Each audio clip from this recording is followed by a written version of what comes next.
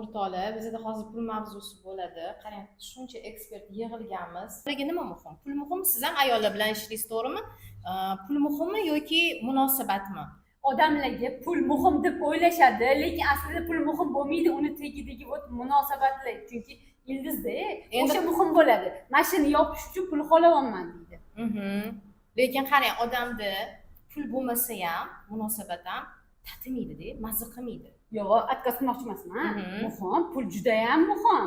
Lekin pulim bo'lsa hamma narsani hal qilib yuboraman deb o'ylash noto'g'ri. Siz buxgalter sifatida nima deysiz? Mendan o'zi ko'pchilik so'rashadi. Mana o'zim misol uchun o'quvchilar bilan ishlaganda ham pul baxtli qiladimi, yo'qmi deyshadi. Pul baxtli qiladi yoki yo'q, shuni bilish uchun ham ko'p pul bo'lish kerak deyman. Negaki, shu pul birinchi topayotgan pulingiz baribir ehtiyojlaringizni hal qilib bermagan vaqtida siz nima qilasiz? Munosabatlarni chekka surib qo'yib, ko'proq pul topishga borasiz baribir-da. Shunaqa. Ehtiyoj qaysida yonayotgan bo'lsa, o'sha birinchi o'rinda muhim. Sevgi, muhabbat bilan qozon qaynamaydi. Shunaqa. Ba'zida puling bo'lsa ham yo mana bular aytadilar, xuddi birinchi ehtiyojlarni qoplaguncha baribir ishga berilib ketadi deyaptilar-ku. Shunaqa bo'lishi mumkin, lekin keyin o'sadi. Bizga yetayotgan munosabatlar yaxshi bo'lsa, pul o'zi keladi deyish ongiga ham kelish uchun ham mehnat kerak-da. O'sha har bitta etapini o'tib olish kerak. Ba'ziga to'ldirilgan bo'lishi kerak pul masalasi. Men bunaqa deyman. Men misol uchun pul tarafdoriman, chunki bizda ayollar pulsizlikdan juda ham qiynalishadi. Albatta. Munosabat, misol uchun er pul bermayapti, qaynona pul bermayapti. Bizani mentalitetda shunaqa men ayollarni bilaman, ular qaynonasiga o'sha pulni olib borib beradi. Erini kreditini yopadi. Ishlab topgan pulini misol uchun bolalariga sarf qiladi, o'ziga yo'q o'sha pul. Lekin o'sha ayol o'zi pul topib, o'zi harakat qilib, nimalargadir erishib, o'sha pulni deylik, xohlayapti, u mashina, taqinchoq, uy deylik, yoki qanaqadir biznesini rivojlantirmoqchi. Mana shu narsani ichiga kirib pul topmagunicha, bu yoqdagi vaziyatlarni ham tushunmas ekan, qadriga yetmas ekan, munosabatlarni ham qadriga yetmas ekan, qaynona qaynotasini ham qadriga yetmas ekan. Men ayollarni lekin rosa pul topish tarafdoriman. Ayol pul topish kerak deyman. Chunki agar hozir ayol pul topmasa, bo'ldi, u o'tiradi, qaynonasiga pulni beradi, eriga pulni beradi yoki umuman puli bo'lmasa, o'sha uyda jabrdiyda bo'lib, chidab yashaydi-da. Hech narsa qila olmaydi, kasal bo'ladi. Kasal bo'lgandan keyin keyin o'sha majbur bo'ladi yoki turishga. Mana menda bunaqa yaqinda bitta o'quvchim shunaqa bo'ldi. Kasal bo'lgan, yuragida taxikardiya bo'lgan, hech qayerda ishlamagan, muhtoj bo'lgan. Ya'ni yaqinlariga muhtoj bo'lgan. Puli yo'q. Misol uchun boquvda ham yaqinlari boqadi, boshqa boquvchisi ham yo'q. O'tiravergan, jabrdiyda bo'lib o'tiravergan. Keyin o'zini ustida ishladi, angladi, turdi-da, hozir ishlayapti, pul topyapti. Tushunasizmi? Endi hozir u bitta qadam qo'ydi. Hozir o'sha pulni topadi-da, borib nimadir o'ziga sotib oladi. Mazza qiladimi? Keyin yana o'ziga borib nimadir sotib oladi. Yana mazza qiladi. Misol uchun $1000 bo'lsa, $2000 o'sadi. Keyin $3000 o'sadi. O'sgandan keyin ozginchadan keyin o'sha mazza yo'qoladi. Yo'qoladi o'sha 100% yo'qoladi. Telefon deysizmi, mashina deysizmi, uy deysizmi, taqinchoq, sayohat deysizmi, yo'qoladi. Ana keyin sekin inson boshqa ong darajasiga o'tar ekan. Mana shu etapdan ayol kishi o'tolmasa, u o'zini meniga kelishi rosa qiyin ekan. Juda qiyin ekan. Shunaqa mana o'zimning hayotimda xuddi shu etapdaman, hozir siz aytgan etapdamanda. Menda ham bular aytgan ketma-ketliklar bo'lgan boshda. Men o'z tadbirkor sifatida aytaman, boshda uyda o'tirgan, farzandli bo'lganman, unda tayinli pul topadigan yo'nalish menda bo'lmagan. Yo'nalishga kirdim, o'zi ko'tarildi, o'sha aytgan hamma narsalaringiz ketma-ket o'zimning qo'limdagi pullar bilan kelishni boshladi. Oxiriga bordim, mana shu joyda to'xtab qoldi. Shu kunlarda bo'layotgan narsa hamma narsangiz bor. Mana bitta narsa menda oldin bo'lardi, mana media parkga kirganda hamma narsa olib kelardi. Hamma narsa olib kelardi. Hozir ham tanlab, o'zi bilib yo'q, o'zi hamma narsa bor endi o'zimda-da bor. Tanlishda yana qarang, och bo'lganda odam ovqat qanaqa yeydi? Jadni yeydi-da. Qorin to'ydirish. Pul ham, misol uchun ayol kishida ozgincha pul to'ysa bo'ldimi, u jadni qaraydi hamma narsaga. Hamma narsani qilishni xohlaydi, hamma narsani olgisi xohlaydi. Keyin ozgincha to'yib olgandan keyin tanlashni boshlaydi. Endi men hozir gamburger yemayman, men hozir kafega kiraman. Endi men kafega kiraman, men endi restoranga kiraman. Endi men restoranga kiraman, men endi men chet elga boraman deydi. Misol uchun. Poetapni qiladi. birdaniga agar tushib qolsa bir xilda bo'ladi, birdaniga ham tushib qoladi, skachok katta bo'ladi, skachok ong ko'tara olmaydida, chiqqan nuqtasidan yana tushgan chiqadi-yu bitta nuqtaga tushishi qiyinroq bo'ladi.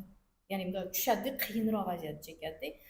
U ham lekin yomon bo'lmaydi. U ham bliskiga ishlab berayotgan bo'ladi, но baribir tushadi-da. Baribir tushganda og'irroq kechirishi mumkin. Etapni ketgani ham bu normalni. Просто birinchi jadni oladi, keyin уже tanlab oladi, ana keyin уже bu yoqda даже bilasizmi, bu etap qanaqa etap? Siz уже keyin men xohlayapman, men demaysiz, siz уже foyda keltirasiz, odamlarga xizmat qilasiz. Mana shu ongacha yetib borgunimizcha bizani hayotimizda yashab o'tadigan jarayonlarimiz bor. Mana shu jarayonni yashab o'ta olmasa inson mana bu pulga kela olmas ekan.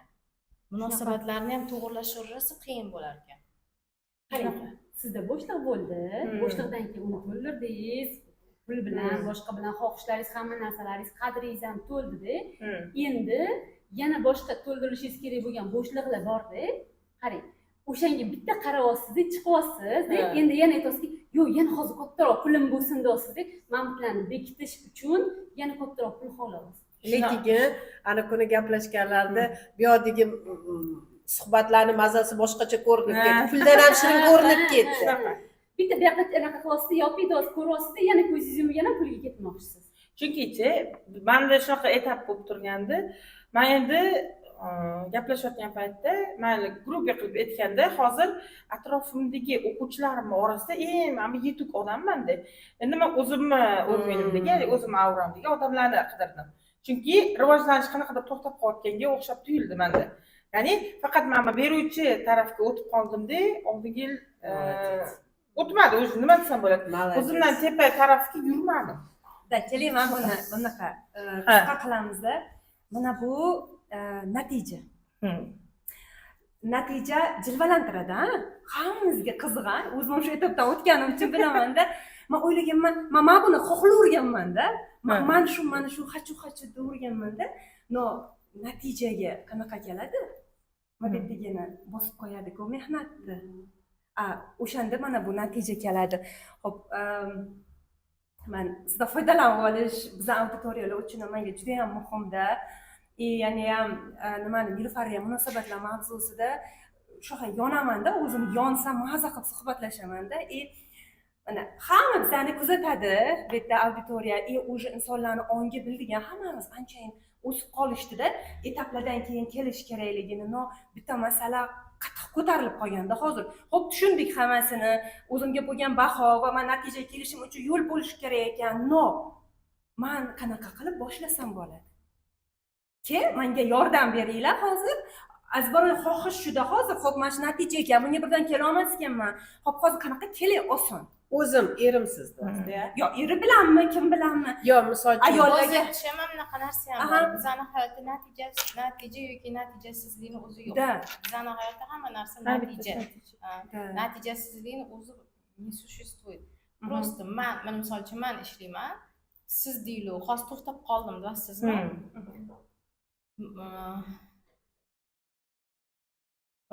To'xtab qoldim deysizmi? Men уже sizni ichingizga kiraman, fikringizga kiraman. Nima sizni to'xtatdi? Chunki bizani to'xtatadigan narsa bizani убеждениyalarimiz. Ya'ni hozir men nimadir xohlavardim, ko'proq narsa xohlavardim, lekin meni ongimga, sig'imimga, aqlimga bu narsa to'g'ri kelmasa, demak menga to'g'ri kelmayotgan bo'lsa, men buni qayerdadir eshitganman, men buni demak qayerdadir ko'rganman. Mana shu joyni kirib, sizni ichingizga misol uchun kirib o'sha narsani anglab olib tashlasangiz, sizga уже siz qo'rqayotgan narsa qo'rqinchli katta bo'lib tuyulmaydi. Siz fikringiz, hissingiz o'zgaradi. Biz nimadir xohlayotganimizda, u narsa demak mendan hozir katta, men unga demak yetisha olmayman. Demak hozir menda shunga yarasha fikr bor, his bor. Men shunga ishonmayman, qattiq ishonmayman. Demak, menga hozir o'sha joyga borish xavfli degan narsani mozg, ya'ni aql signal beradi. Вообще nuqtasiga urdingizda hozir gapimni lo'nda qila olmayotgandimda, ayollarga mana buni berib qo'ydik-da biz, harakat qilishing kerak desa, bu kattalashib ketib qoldi. Sezyapsizmi shuni? Hozirda shunaqa lo'ndalashtirdingizda, mana shu o'zidan kattalashib ketib qolgan holatda pul ayol qanaqa qilib o'sha oson o'sha joyga chiqsa bo'ladi. O'sha qanaqa qilib tenglashsa yoki undan kattalashsa, buni mana o'sha ichiligini qanaqa bosqichi topsa bo'ladi? bildik, bosqichi uzun cho'ziladi, no o'shani qanaqa qilib mana shu katta yetuk mutaxassis sifatida qanaqa qisqartirsa bo'ladi yo o'zida ko'proq nimani ustida ishlash важныйda hozir. Bu o'zichi bundoq mana sizlar bu gapni o'zinglar ham gapirdinglar boya sizlarga kirib kelganimda shu haqida gapiryotdinglar o'zini menini tanish. Shunaqa. Demak mani menimni man yaxshi bilsam manga nima kerakligini yaxshi bilaman. Xo'p, man o'zim menimni qayerdan taniyman? Menga kim bergan o'sha menimni? Kim bergan? O'zi bergan. Yo'q. Kim bergan o'sha menimni? bergan, Alloh bergan. Yo'q, Alloh bizga baxtni, sevgini shundoq ham tug'ilgan zahotimiz bergan. Lekin qolgan menni, mana misol uchun siz ismingiz dedingiz? Sevara. Sevara. Siz sevaraligingizni tug'ilganingizda bilganmisiz? Yo'q. Bilmagansiz. Sizga kim buni sevarasan deb o'rgatgan? Ota-onam. Ota-onangiz, birinchi ota-ona. Sen qiz bolasan, sen sevarasan, sen chiroylisan yoki sen xunuvsan, sen hozir 5 olsang yaxshi bo'lasan, sen 2 olsang yomon qiz bo'lasan. Mana shu tarzda bizani ong ostimizga iqrorliklar singdirilib keladi. Bizani menimiz ularni meni bilan bitta bo'lib qoladi. Men xarakter degan narsaga ishonmayman. Xarakter degan narsa men uchun yo'q. Chunki mana shunaqa klientlar keladi menga, erini misol uchun xarakteri bor. Deyli, juda ham такой серьезный, строгий, da, lekin o'sha xotiniga xarakteri boshqacha. Nima o'zgarib qoldimi? O'zgarib qolmadi u. U просто xotini bilan munosabatini boshqacha quryapti, lekin bu yoqdagi odamlar bilan, deyli, singlisi bilan yoki kim bilandir munosabatini boshqachasiga quryapti. Xarakterini ularga ko'rsatadi, lekin misol uchun xotinga ko'rsatmaydi. Yoki qaynini ota-onasiga xarakterini yumshoq ko'rsatyapti, a xotiniga yomon ko'rsatyapti. Tushunasizmi? Demak, xarakter degan narsani kimdir unga biriktirdi. Sen shunaqasan, sen jahldorsan yoki sen qo'lingdan yoki keladi yoki qo'lingdan kelmaydi.